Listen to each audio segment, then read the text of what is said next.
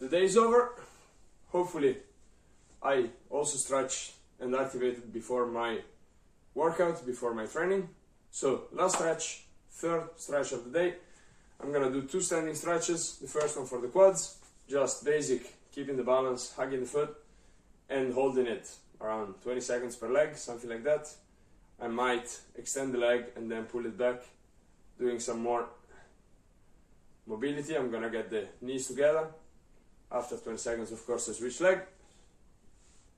Again, pulling the knees together, maybe extending the leg and then calling it back, doing some intermittent contraction. Yes, after the 20 seconds are gone or so, I'm gonna do some inner thighs stretching, just basic, trying to get as deep as I can, possibly holding it also for about 20 seconds. It helps to breathe out when stretching too. You know, every time you breathe out, the muscles relax and then you can get a little bit lower in the position. Okay, then of course after 20-30 seconds I turn around and I stretch the inner thigh and the hip joint, turn around the other way, and then I am gonna get on the mat feeling like spaghetti. Good. Now after I am with spaghetti legs, after stretching the inner thighs, I'm gonna do some laying down stretches. I'll just show you, and again, that's just a routine, that's some ideas, that's some yoga poses, but I usually start with a cobra pose to stretch the abs and the core. Okay, some people say it stresses the low back. I don't know, it never bothered me, but it helps me to release the abdominal muscles. Okay, then I will go into a child pose, trying to stretch my shoulders.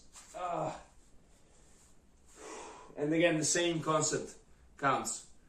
So, like if I'm holding a position, then I'm gonna breathe out and try to get deeper in that position. Okay, and again, hold it for about 15-20 seconds. Then I usually get one arm, I get in a sort of push-up position on the knees. I get one arm to the side and I do stretch my pecs, pectoral muscles. I breathe, I hold it 15-20 seconds and then I switch. I go to the other side, same kneeling position, arm up and to the side, and then I try to go down and stretch these muscles. This exercise you can easily do it standing up as well, just pushing against a door or against something. But again, since I'm already laying down, I try to do the whole thing laying down. Yes, then next exercise, I am gonna stretch my forearms. Okay, hold it toward the inside, do some small circles. It's important also, like after a lot of hours holding a tennis racket, lifting weights, it's important to release these muscles. And again, I hold it for 15-20 seconds doing small movements. I usually stretch my shoulders, so I get the hands together behind me, sit down on my knees and then try to pull up, opening up the chest, looking upwards, breathing out, stretch the arms, stretch the shoulders, stretch the whole thing. And again, I hold it.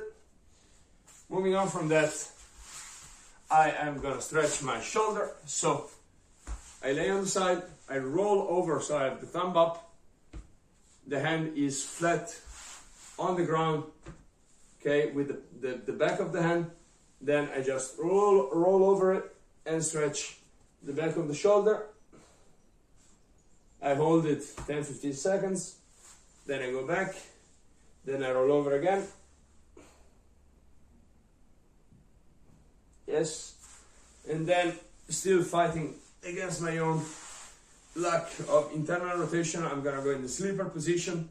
Okay, knees together, arm up 90 degrees, and then I'm gonna try to pull downwards. And again, because this is a more mobility oriented exercise, I will hold it like 1, 2, 3, and then I let it go. 1, 2, 3, and then I let it go. Eventually, for the mobility, when you're trying to gaining range of motion, you can also hold it and then try to pull upwards with the hand while you fight it with the other hand. Okay, but again, that's different techniques, different tricks. So again, ideally, you want to be going downwards with the whole arm, staying down also with the back of the shoulder. I cannot do it. I cannot do it with my left arm. I am not going to show the opposite side because it's embarrassing with my right, but you can just imagine how bad I am with the internal rotation. Yes. Now, after I'm done with that, I'm going to start focusing on the legs. I will grab a towel. There you go. Yes, keep it right here. But again, what I did in the morning as far as stretching the glutes and the sides and the fascia, I will do it again. So I go across, I pull, and then stretch the low back, and I will stretch the glutes afterwards, hugging the leg. Okay, 15-20 seconds, same idea. Okay, then of course I do the reverse, opposite side, and then again, hugging the knee. I repeat again, I don't mean that everybody needs to be doing this exact thing, but as you can see, there is a trend of some exercises that I find that are important for me, like to stay injury-free, then I do it more often, right? So whatever helps, I do it more, okay? If something doesn't help or it hurts, then I stop doing it, okay? But always with a pinch of critical thinking, trying to figure out and trying to make sense of the whole thing. Yes, after I'm done with this stretch, I will do some more hip mobility because it is also important for tennis players, for everybody actually. So I'll just go in a 90-90 position, and because again it's a mobility oriented exercise, I'm keeping 90 degrees with the knee, 90 degrees with the other knee, trying to keep an upright position out with the arms, and then after a few seconds I will switch to the other side. Okay, if you can do it without using the hands, even better. Okay, then I hold it, then I swap, then I hold it, and then I swap one more time. Potentially I will also do some butterflies, trying to keep the leg upright, again without having to over push the knees down. That's not needed. Okay, it's just important to keep a good posture, trying to keep the feet close and going slightly downwards with the knee. Once again, that's for the groin and slightly for the hips. Last thing of the day, I have a rope or a towel. Okay, I am gonna lay on my back and I'm gonna stretch my hamstrings, and that's probably the best stretch ever if you do it well. Okay, I keep the towel under the foot, I stretch the back leg, and then I keep my right leg, in this case, straight, and then I pull, and it hurts so good. Then I usually hold it, again breathing. Okay, maybe I relax, and then I breathe out and try to go a little bit deeper. Then I let go, and then I breathe out again, and every time I breathe out, I try to gain some range, some stretching, and I usually do around 30 seconds, 40 seconds holding this position, and again going back and forth, stretching also the calf. Okay, just getting the towel underneath the front of the foot, stretching the calf, and then stretching the whole leg.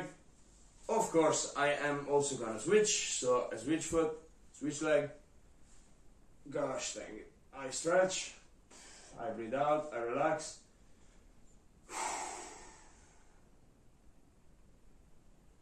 Okay, and again I hold it, and so on and so forth.